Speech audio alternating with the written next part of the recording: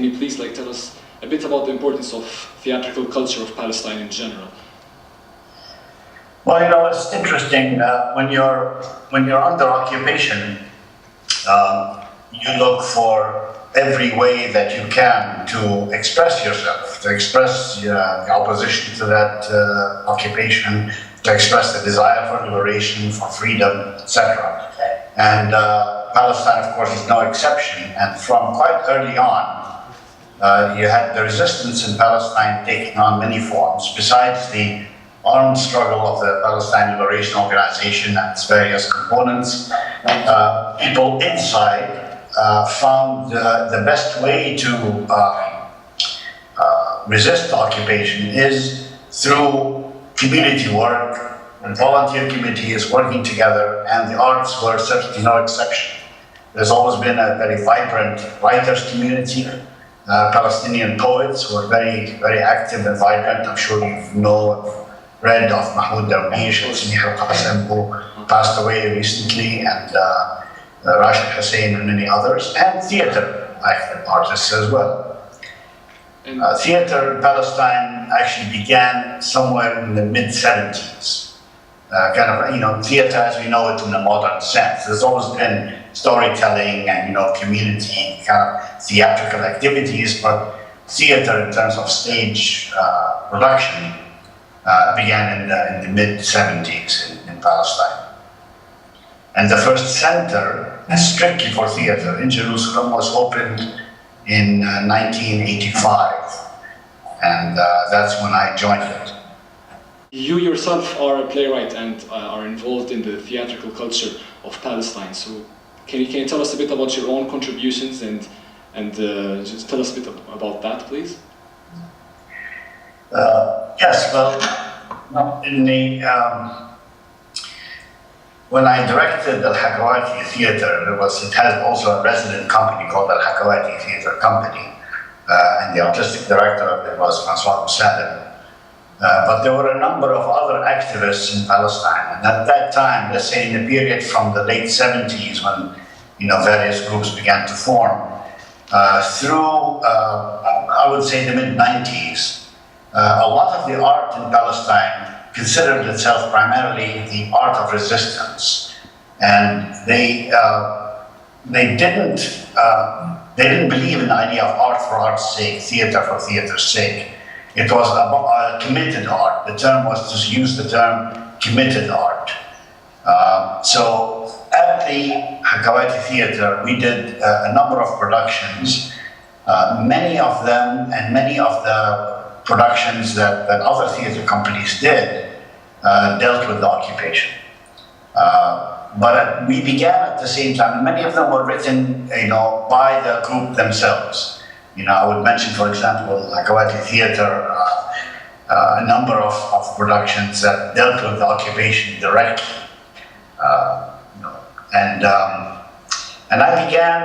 We began at the same time to look at other productions, other plays that could be adapted to the Palestinian situation. We chose a number of South African plays, including, for example, Woza Albert, which we translated to an Arabic context. So there were a number of other productions looking at the other experiences of other people in theater that could be adapted to our situation. We did a production of Waiting for Godot, actually, but put in the context of Palestine in Arabic. But it was, of course, completely revamped, and it wasn't really the original production of Waiting for Godot. One of the things that we did as we now approach 1990 is, and the start of the first Intifada in late 1987, we had one of the actors had been imprisoned in a tent prison in the desert. So we put together this play, which you will find in the book, short Arabic plays, called Ansar.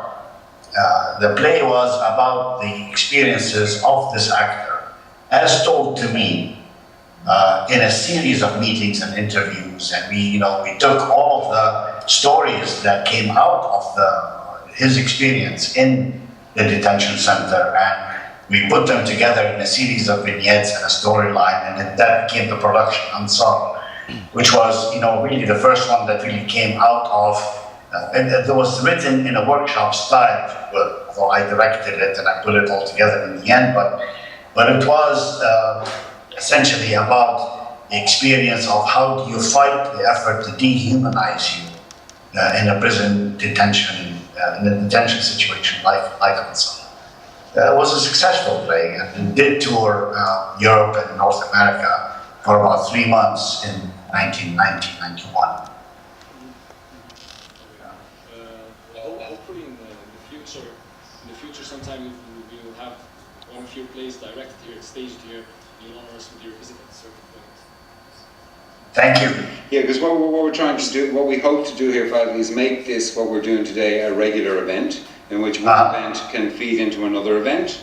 So Abdulaziz has expressed an interest in forming a theatre group, and a couple of other students at WCMCQ have done the same, which is new because they're med students and they usually don't have time for theatre. And we have a magnificent theatre here in the building we're standing in. We're in the cinema at the moment. There's actually a theatre space next door, which is really good. So maybe we will look to stage Baggage, and you might come over to see it at some point in the future. That would be nice. In fact, it is a good play for people as students to take up. It's been done already a couple of times at Lebanese American University here in Beirut, and it's being done again this year by another student. It seems to be popular in that way, and I hope everybody reads it and enjoys it. Would you mind summarising it just very briefly for the audience in terms of what happens in the play? Yeah, sure. In a sense, the play is in large part about my own struggle, if you will, between a sense of responsibility that you have. You have a responsibility to your community, to people, to try and make things better, to try and to join the liberation struggle, if you would. Now, at the same time, you have the same kinds of desires and hopes and dreams as anybody. You want to enjoy beauty, you want to enjoy, a sunrise and a sunset, and you want to fall in love and just look at the beautiful things in life. And somehow, this feeling of wanting to go in one direction or the other creates contradiction.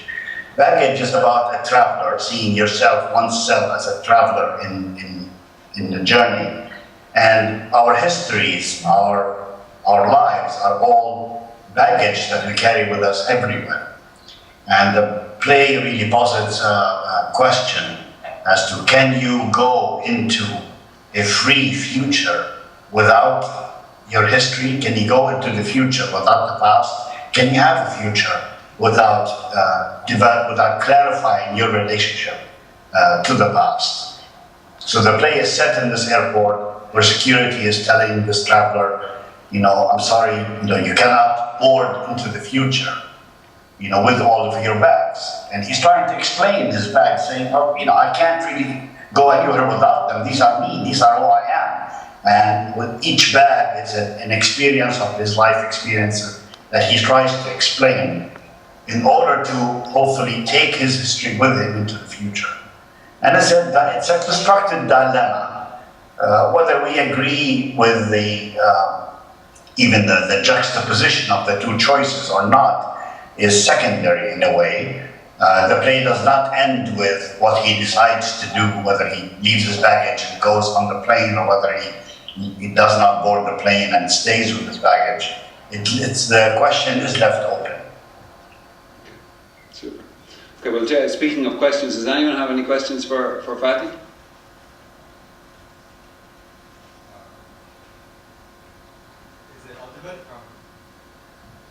You shout and I'll repeat you. Yeah, so my question is basically whether he has any involvement with theatrical work in the West Bank, for example, in Ashtar. I don't know if you heard about it. Can you hear the question, Fateh? Yes, whether I had any involvement with groups that are now working like Ashtar. Exactly. Yeah, in the West Bank. In the West Bank. Is that correct? Yes. Yes, no, I know Ashtar very well, and there are a number of very active groups now who are doing really wonderful work.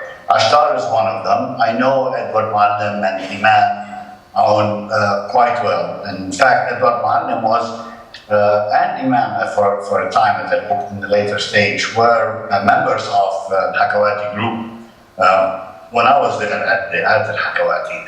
And they're doing a lot of good work in the area of what's called theater for development, where theater becomes a means to reflect back to the community their own lives and involving the audience directly in the action of the play on stage and in finding solutions, as to, okay, if this is a reflection of our lives, then where do we want to go with our lives later on? So they've done some very good work in that direction. The Freedom Theatre in Jenin is also doing very good work, and including, the Freedom Bus, and at actually quite considerable cost themselves. One of their founders was assassinated a number of years ago. So yeah, and then there is quite a few good children's theatre groups. One I would mention, Jidal Khatib and Asira Theatre, where doing a lot of puppet theatre. There's quite a lot going on there, and it's really worth trying to. Even I would suggest if you can invite some of those groups. They do sometimes go. Ashtar has gone to Egypt. Jenin, the Jenin Theatre, the Freedom Theatre, have performed in Europe. The in Amman, Jordan, is an annual festival that often invites theatre groups from Palestine. So, perhaps that's you can include that in your program, inviting some of those groups. Excellent, that's great. Fateh, listen, thanks very much. As I say, it's an ongoing dialogue, and we hope to continue the dialogue at some point very soon. I think people are delighted to hear that there is a vibrant, maybe small, but still a vibrant culture of theatre in Palestine. We hope that it continues. Thanks for taking the time to talk to us, and we'll talk to you again soon. Thank you very much. It's been a pleasure, and look forward